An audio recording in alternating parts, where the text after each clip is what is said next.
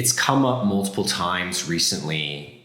People have asked me, do I have to enjoy social media to be a successful digital marketer?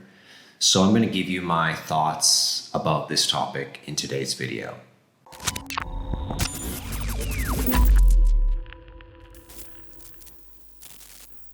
Hey guys, Rich UX here from richandniche.com, the number one place to learn the skill of digital marketing, full stack digital marketing, and even more so, the best place to go if you want to be a freelance digital marketer or own your own business as a marketer, not just get a 9-to-5 job. We're helping anti-9-to-5ers build the skills and financial confidence to be successful out in the world and be able to live life on your own terms.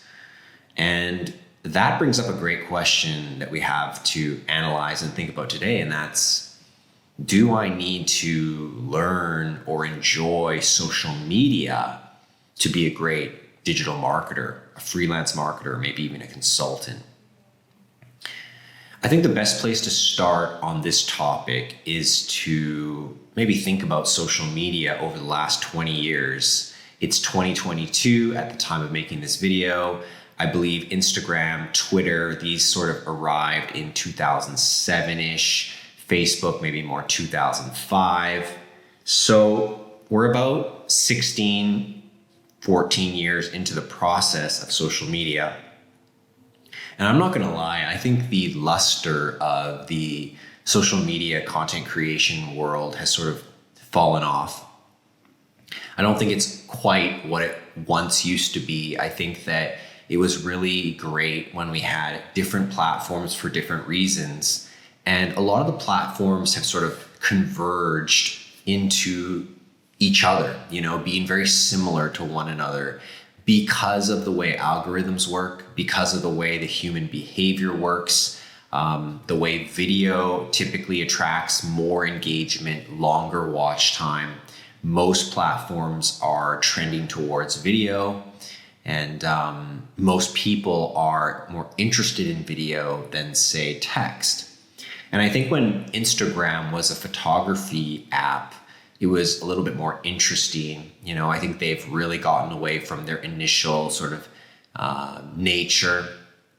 I think Twitter is relatively similar to what it once was. Of course, they've removed the, 140 character limit. You can now add videos. And Facebook, of course, very multi-medium. We've got TikTok now, very fast-paced. Swipe heavy, algorithmic heavy video. There's a couple different options out there, and I think it's challenging to find your way as a social media content creator, more so than perhaps a previous era. I think that more and more people are hacking the algorithm. More and more people are trying to use growth hacks, and maybe not as much committed to the craft of creation or creativity, but don't want to be overly sort of biased or judgmental. I think there's a lot of wonderful creators popping up every single day, every single year. But the question of whether you have to enjoy social media or partake in social media as a digital marketer is a very good question. And I think that you'd have to look at this on different time frames.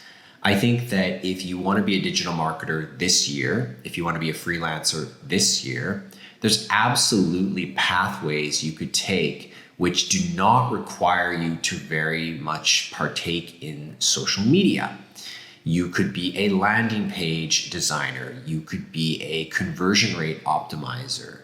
You can be a website builder. You could be a funnel builder. None of these require the act of social media, right? So you can absolutely avoid it if you wanted to. And I think that many of you should do so. I don't think you should get overly distracted with social media. I don't think you need to be on social media to get clients. I think what typically is going to get you clients is proof that what you do is viable for other businesses, that what you've done can be replicated. So I think when someone's thinking about hiring you, they'd rather see some great testimonials, reviews, and case studies more so than you sort of giving this short form content that may or may not be relevant to that client's results. But if we're going to think about this in the long term, and I think more and more people need to think long term on a 10-year horizon, why wouldn't you want to start building your brand outwards into the world and take advantage of the free distribution and attention you can get with social media? What an Instagram post represents for you as a business owner is an opportunity to gain awareness, to grow your brand, and to impress upon people your brand values, your mission, your benefits, your ideas, your successes, and as well sharing those customer reviews and testimonials and letting people know about that. You can't deny the cost benefit analysis that comes with social media. Even if organic reach has dwindled over the years, we can still get a lot from social media. Do you have to be obsessed about it? No. Do you have to post every single day? No. But to not use it, to be completely adverse from it on a 10-year timeline horizon, most certainly may be the wrong attitude or idea. Now, I think what most of you really should do is not make it personal, not get emotional about it, not make it about you, but about your company, about your business, and really create a separate entity for yourself and not overly be concerned about sharing anything personal. You don't have to share anything about yourself. You don't have to take selfies. You don't have to talk about your family. You don't have to talk about your life.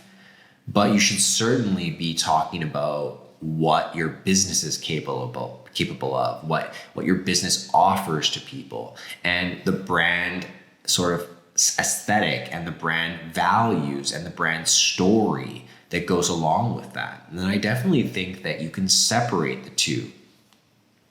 And at that point, I would say, social media is a tool to grow your business. It's going to help. Maybe it's not the ultimate method. Maybe it's not the number one way that you're going to grow, but it's definitely not going to reverse the growth of your business unless you make some tragic errors with respect to how you position your brand or the way you express yourself on social media. I think if you just take a very simple approach, it's going to be beneficial. And I think that, if you want to be a digital marketing consultant or some sort of strategist, or you even just want to talk with clients about these various platforms, you'd want to have some sense of what works on social media and what doesn't. And there's no other way to do this but to be a part of it. You can only read so many strategy guides or blog posts or watch YouTube videos to truly understand what works better and what gets more reach and why people do this versus that.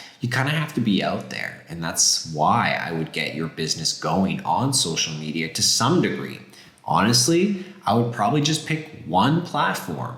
Try to pick the platform that's most likely to be connecting with your target audience or your ideal clients. Maybe it's LinkedIn in 2022, right? Maybe it is TikTok if you're going a little bit younger and certain products that might work well there. But if you're going into B2B services, freelancing, consulting, I think LinkedIn is a great spot to be in. And I think alternatively, if you want to be a bit more creative, then Instagram is still going to be a go-to place. So, summarizing this idea, it really depends on what you're thinking. If you have a 1-year goal to get 3 clients and to be freelancing and working remotely within the next 12 months, maybe forget social media altogether. Just completely focus on client acquisition and and don't make social media a part of your offerings and a part of your brand building strategy right now. You can use cold email. You can use direct outreach. You don't need to bother with social media to get clients. I mean, it's silly to think that every business requires social media to get, revenue going. They just don't.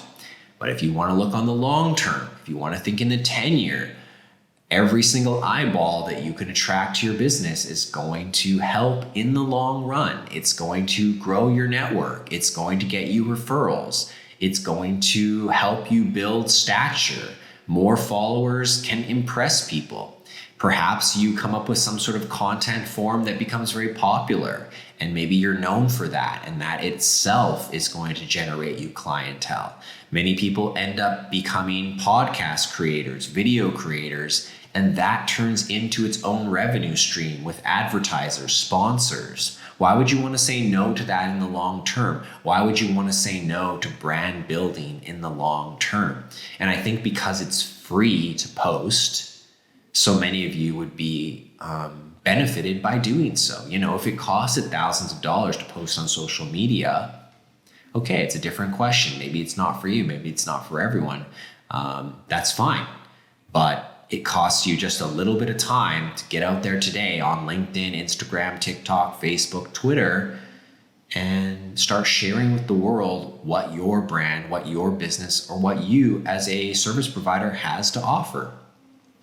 So in the end, it's going to depend on your time frame, on that horizon. How far in advance are you thinking? How important are your near-term results? How much do you want to build for the future? Social media is a long game. You don't have to rush it. Just being consistent, a little bit at a time, week after week, showing up, you're going to have, better results than the average person or company. That's all I have to say today about social media and being a digital marketer. If you guys like this video, give it a like. Don't forget to leave a comment, give your say. What do you think? What are you doing? Love to hear from you guys in the comments. And if this is the first time you've stopped by, do subscribe. We talk about digital marketing and freelancing every week, new videos all the time. We've been around here for quite a while. So see you guys in the next video. Have a great day.